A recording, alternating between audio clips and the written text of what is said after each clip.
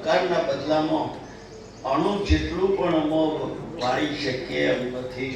અમારે તો શાસા કરતા આપણા શાસા કરતા છે. સસલાને અને હાથીને મિત્રાચારી.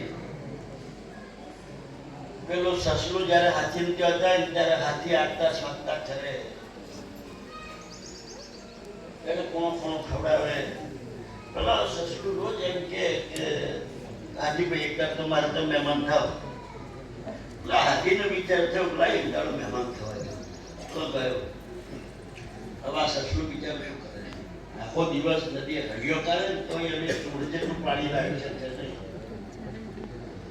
એટલે એને ગોટીલા મારવા માંડ્યા. આમથી આમ મારે ક્યારે હાથી, મારે ક્યારે મારે ક્યારે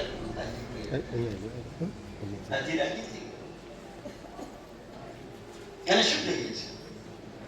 એક અક્ષરધામમાંથી અનાદિ મુક્ત એની મોટે પ્લેન જ્યારે આપણે ત્યાં આવતા હોય ત્યારે શું જોઈએ? તમારું ડાપણ, તમારી પાસે શું છે એવું જે ભગવાનને રાજી કરી શકો, આવા સત્પુરુષને રાજી કરી શકો? એની એટલે હાથ જોડો. ગોટીલા જ છે આપણે બધા. ચરણમાં સાચા હિતકારી આપ છો શ્રીજી. ચરણ આલોક પરલોકમાં સાચા હિતકારી આપ જ છો. આપને મહિમા યથાર્થ જાણવાનું અમારું વધ્યું નથી.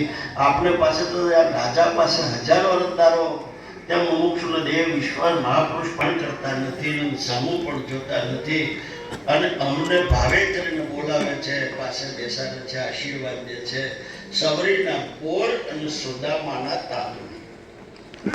સબરીને ઘેર ભગવાન રામચંદ્ર કરે છે. શું કરે સબરી? સુદામાના તાંદુલ ભગવાન કૃષ્ણ. સુદામા શું કરે?